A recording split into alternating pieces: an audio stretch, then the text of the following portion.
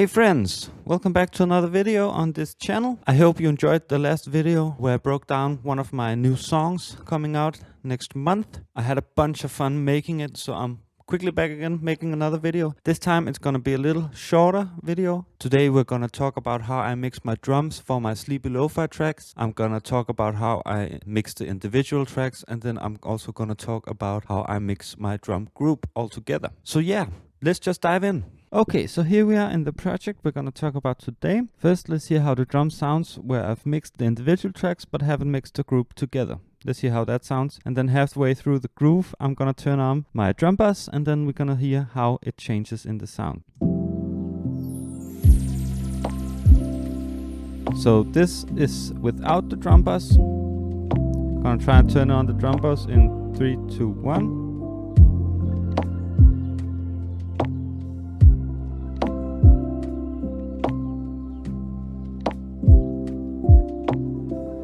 It might be a little bit difficult to hear, depending on what headphones you wear, but to me that's a definite improvement to the whole sound. First off, we're gonna take a look at the individual tracks and what I did to mix them. Of course, we have a snare with a bunch of different sounds. I wanted to get like a kind of woody, natural, organic sounding snare drum. So I took a bunch of different sounds, woody sounds, clicks and stuff, and put them together and arrange them out so every other hit is different. And then on the snare group, I've just put on an SSL comp just to glue all the sounds together, make sure none of them poke out. Then I have a black box saturator just to saturate the sound a little bit, again just to glue them all together. And then at the end of the chain, I have an auto filter taking out the high end because I like my snares in my sleepy lo-fi tracks to be very mellow and not that high sounding. Then we have a kick, no effects.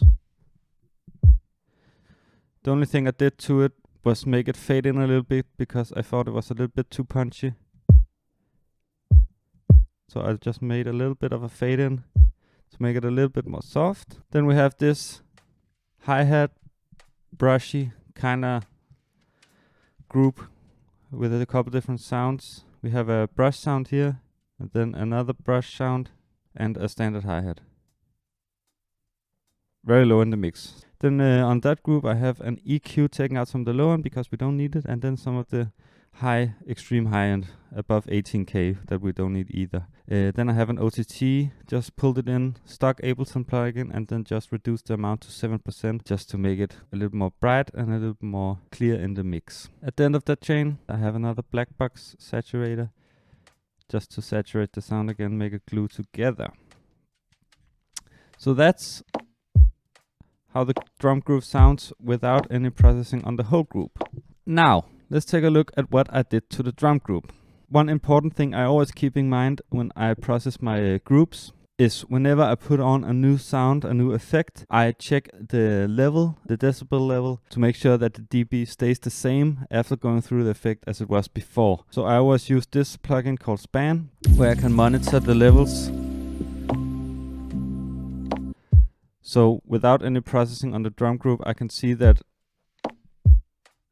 all the sounds together hit just under 6 decibels at the highest. So I keep that in mind when I mix my drums in the group. First off, I have an SSL again, just to glue all the sounds together. Slow attack and the fastest release you can get, and then just a 2:1 ratio. I don't want super hard compression here. I just want to glue it together and make sure that none of the sounds poke out, and I just take the highest peak. Then I pull down the threshold to where I can see we hit just under 4 decibels of gain reduction. And then I take the makeup gain and adjust it so the dB is the same as without the effect. You can see if I take it off, it stays at the same level as when I put it on. To add even more glue, I like to add a tape emulator. I used the one called Lofi by Arturia. It was free when it first came out. I don't know if it is anymore. If it is free, highly recommend getting it. I use it on all my mixes, even on my master bus. It's a very, very good tape emulator. I use it mainly for the tape saturation, but I also sometimes like to mess with the flutter and the wow. Kind of like RC20. I just prefer this one. So what I do here, I turn up the drive to where I can see it almost hits the red 0 here. And then once again I pull down the output level so it matches the same dB level as when I turned the plugin on. Then, a very, very cool plugin. Kind of expensive, but I use it again all the time on all my buses, on my master. It's just a very easy way to make your mixes louder, but without taking out any of the headroom that you need for the master. Oxford Inflator, it's called. No one can really explain what it does. It just makes things louder, but without adding any dB. So let's hear it without.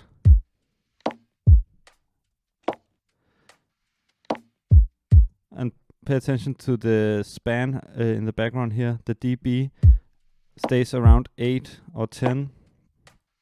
If I turn it on, you can clearly hear that the sound gets louder, but the dB stays the same. Then I have a small amount of tube saturation. I used a little radiator preamp from Soundtoys. I used the Touch of Tube preset and then just mess around with the dry wet. Again, making sure that I don't change the dB output on the right here. At the end of the chain, I just, in this case, felt like the sound had lost a little bit of the low end, so I just boosted like not even 1 dB, 100 Hertz and down. So yeah, that's what I did to the drums. Let's try and listen again with the group on, and then I'll turn it on around halfway through. Let's hear it with the rest of the track also. This was without.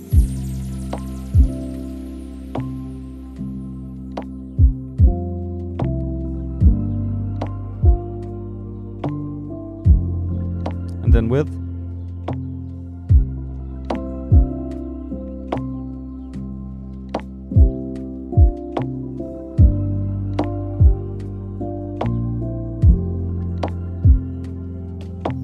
So yeah, that's how I mix my drums. Just remember that everything I said here is personal preference. It's what works for this specific track and for my music. If you copy my settings exactly and put it on your track, it's probably not gonna sound good. So you need to mess with the parameters to make sure it sounds good with your song. If you found this helpful, please consider subscribing. It helps out the channel a lot. If there's anything I can do better or something you want to see me make a video about in the future, please leave a comment. And yeah, that's it for this time. And as always, remember, someday things will get better. See you guys.